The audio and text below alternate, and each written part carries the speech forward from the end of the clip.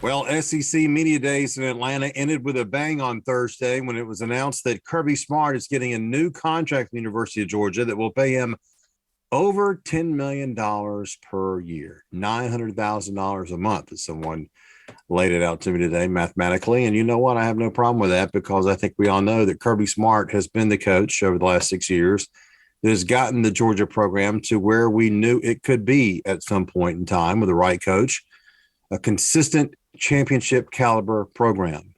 He'll prove that this year when he has to try to repeat as national champions. And it will not be easy because it never is, regardless of how good of a program or team you may have. Now, there's a lot of skepticism about Georgia, mainly because of the number of players they lost to the NFL. And I think also because of what happened to LSU just a couple of years ago.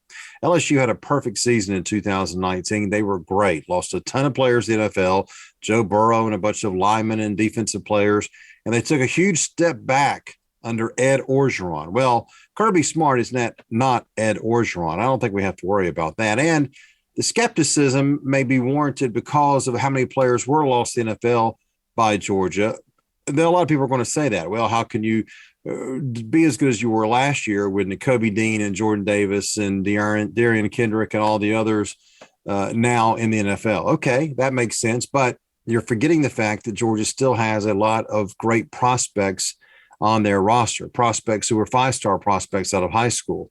So there'll be skepticism about the defense. But what happens if the defense goes from allowing 7-8 points per game to 14 or 15? Still going to be a top-rated defense.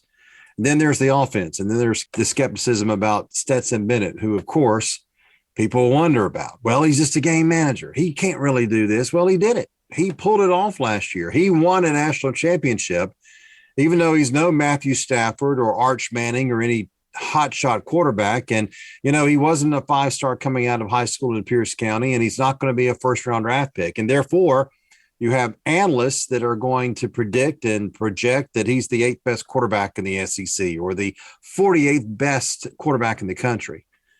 That's all Stetson Bennett needs, is that motivation for him to prove and show that he is good enough for this team to be a very high caliber offense, especially with the pass catchers around like the tight ends, Brock Bowers, Arik Gilbert, and Darnell Washington, like A.D. Mitchell and also Peach County's Kyrus Jackson. Yes, there's some questions about the running backs just because there's nobody returning with over 400 yards from last year, but there's a lot of talent in that room. And as long as Stetson continues to improve, I think the offense will be okay. So this is going to be tough. There's no question about it. Repeating as a national champion is not easy, but with a very good coach who's proved himself over 6 years, who's now rich as he'll ever get, and a pretty good quarterback who's already won a national championship, I think Georgia is in pretty good shape.